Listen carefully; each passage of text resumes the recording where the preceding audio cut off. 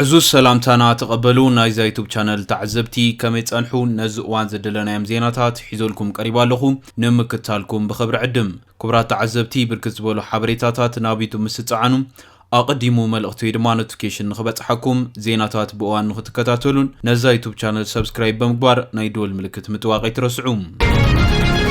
بريزيدنت أمريكا دونالد ترامب أب هاجرات وصائي نزقاتو فريات حدش 10 مئتاو قرص أمبيروم ترامب لعلواي بيت فرد اتهاجر زي حقاو بمبال نزنة أقوى وسان عالم لخاو قرصات أزي حماق بمباليوم نعو زتك حدش قرص أمبيرو زركب زلوم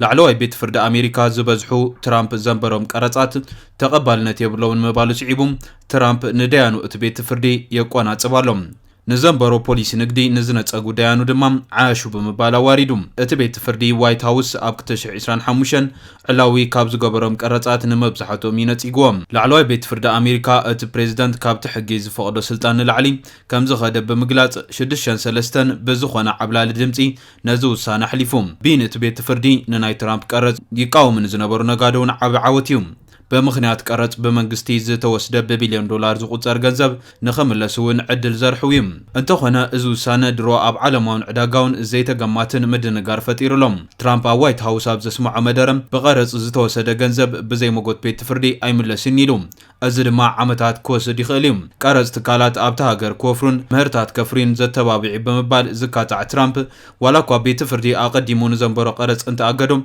كاب هاجرات وصاي اب لعل زاتو فريات قرصات منبارو نمقصال كالوت حقتات كمز تقما فليطلوم ازو سانه لعلواي بيت فردي ترامب ابز حلف عمت ابلع الهاجرات عالم نزنبرو قرص تكباراو كيكون زغبريم ترامب فلما ابلع لي مكسيكوم كندا تشاينان زنبرو قرص دحيرو نامايت هاجرات زكاتت كخون موساني ذكرم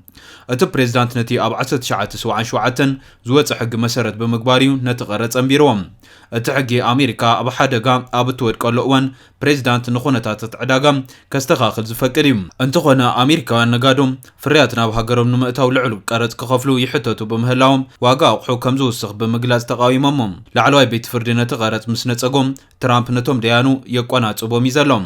دونالد ترامب نخلاي وانا وايت هاوس مستملسم يغاطمو كابزلو ودوتات وسانه بيت فرد تحدايم ترامب وسانه بيت فردي عزيز حزني بمبالنتو وسانه نزدغفو ديانو ازيم محفرتيم بمبال كونينو مالوم نتوم انصار بوليس نقد ترامب دمص تقاومو زسمعو ديانو عاشو بعلم كحسبو زيكلوم كالو زدلي وزغبرو بمبال صريفوم بخالي واغنا اشتو درو تعاقمم زلوم نغادوم بوسانه بيت فرد حقوسم غليصو مالوم ترامب نوسانه بيت فرد سيبو امبيرو زل حدش 10 مئتاو قرص اب تقمو وعيلو كابزي فلت حقيم سيكشن 122 زقدحيم از حقي بريزيدنت تهاجر 150 معلتات زصنح حساب 15 مئتاو قرص كنبر زخليم دحر 150 معلتات غنا كونغرس ايدو كتالوم از حدش عالم لخاو قرص كاب 24 طر جميرو تغبارو كم زخونون تغليصلوم كم فلوي معدنات هبت تفطرم ارانشي كم سغاز امسلو فرياتاتن مدحانيتاتن غلمخاين فرياتاتن الكترونيكن ابز تاريفاي كاتتون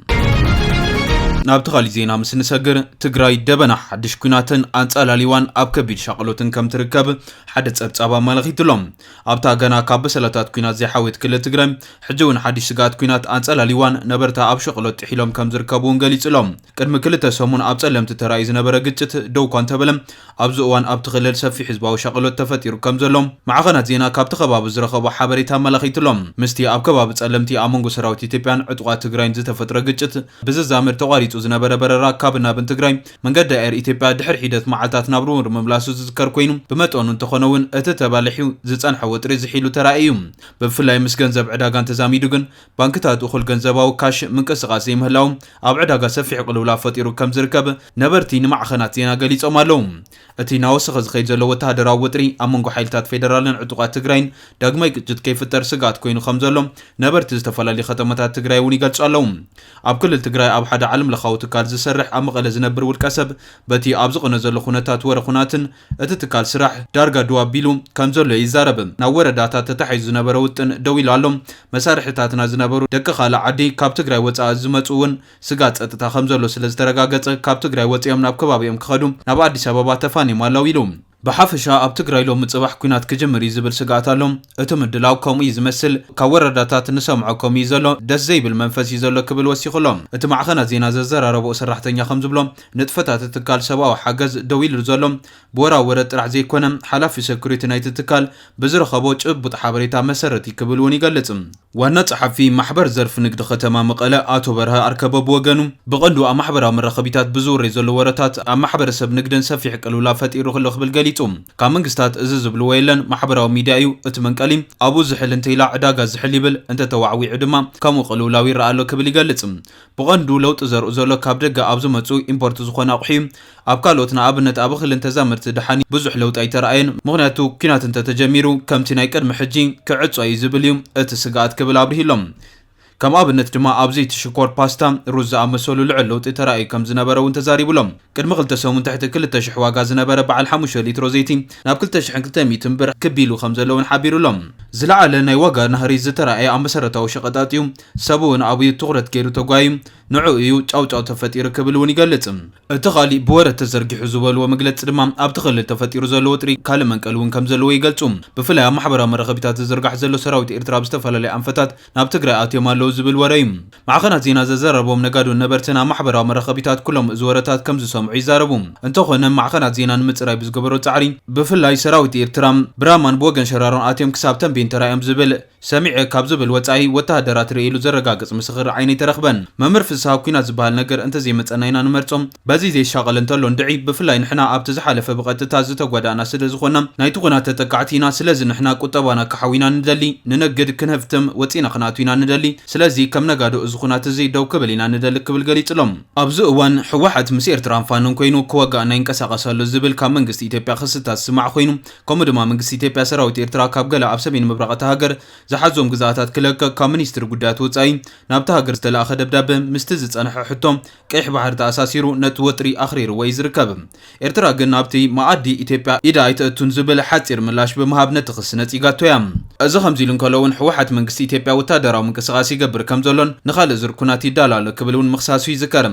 ማዕኸን ዜና ኤፍፒ ንሓደ ስሙ ዘይፀውዖም ምዕራባዊ ዲፕሎማት ብምጥቃስ ሰራዊት ፌደራል ካብ ኣምሓራን ኦሮምያን ናብ ጥቓ ዶባት ትግራይ ምንቅስቓስ ከም ዝገበረን ምስ ሓይልታት ትግራይ ምጽግጋዕ ከም ዘሎን ይጸብጺብሎም ማዕኸናት ዜና ብፍላይ ብወገን ምዕራብ ትግራይ ምንቅስቓስ ብዙሕ ዘለዎም ሰራዊት ፌደራል ከበታ ኣጽዋር ከም ዘሎም ካብ እሙናት ምንጭታት ሓበሬታ ዝኣከባ ኮይነን ካብ መንግስቲ ዝተዋሃበ መግለጽ ግን የለን እዚ ከምዚ ኢሉ እንከሎም ኣብ ከባቢ ዶባት ትግራይን ኤርትራን ናይ ሰራዊት ምንቅስቓስ ምህላው ሲዒቡ ዳግማይ ኩናት ተቃሪቡ ኣሎ ክብዝብል ብሉምበርግ ሓቢሩሎም ናይ ኤርትራን ናይ ኢትዮጵያን ሰራዊት ስትራቴጂካዊ ቦታታት ንክሕዙ ይግበሩ ኣለዎ ክብል እውን ገሊጹሎም እዚ ከምዚ ኢሉ እንከሎ በቲ ኻሊእ ወገን ድማ ኣብ ከባቢ ዶባት ትግራይን ኤርትራን ናይ ሰራዊት ምንቅስቓስ ምህላው ሲዒቡ ዳግማይ ኩናት ተቃሪቡ ኣሎ ብዝብል ድማ ብሉምበርግ ሓቢሩ ይርከባሎም ናይ ኤርትራን ናይ ኢትዮጵያን ሰራዊት ስትራቴጂካዊ ቦታታት ንክሕዙ ይግበሩ ኣለዎ ክብል እውን ገሊጹሎም ኢትዮጵያን ኤርትራን ኣብ ሰሜናት ትግራይ ብቀረባ ሰራዊትን ኣጽዋራትን የዋፍራ ከም ዘለዋን እዚ እውን ኣብ ቀርኒ አፍሪካ ዳግማይ ኩናት ናይ ሙላዕ ኩነታት ከም ዘዕዘዞ ናይቲ ዞባ ዲፕሎማሰኛታት ብምውካስ ብሉምበርግ ጸብጺቡ ይርከብ ከምቲ ጸብጻብ እንተደኣ ኮይኑ እዚ ወታደራዊ ምድላዋት ዝመጸ ውዕሊ ፕሪቶርያ ምስ ተፈረመ ድሕሪ 3 ዓመት ኣብ መንጎ ፌደራልን በዓል ስልጣናት ትግራይ ብዘሎ ዘይተፈትሑ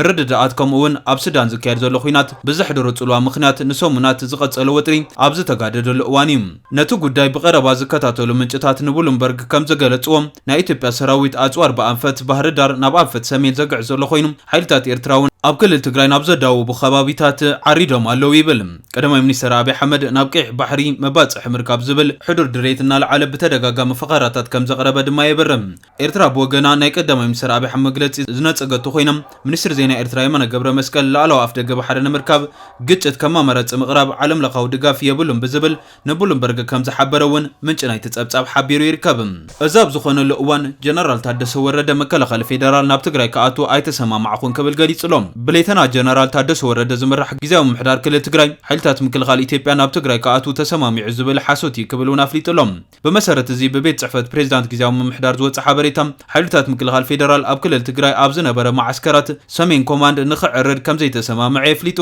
ጊዜያዊ ምሕዳር ክልል ትግራይ ጀነራል ታደሰ ወረደ ምክልኻል ኢትዮጵያ ናብ ክልል ኣምሓራ ከኣቱ ትእዛዝ ተዋሂብዎ ዝብል ብፌደራል መንግስቲ ዝተዘርግሐ ሓበሬታ ሙሉእ ሓሶት ምዃኑ ይገሊጹ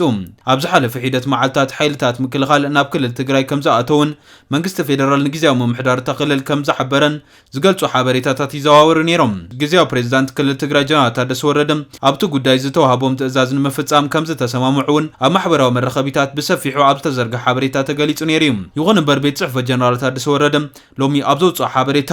ግዚያዊ ምምሕዳር ክልል ትግራይ ሓይልታት ምክልኻል ኢትዮጵያ ኣብ ማዕስከራት ሰሜን ኮማንድ ክዓርፍ ተሰማሚዑ ዝብል ሓሶት ክብል ገሊጹሎም። እምበር ከስ ክቡራት ተዓዘብቲ ነዚ እዋን ዘደለናይ ሓበሬታ ነዚ መስል ነይሩ። بغالي زينا اسكع نرخب سلام.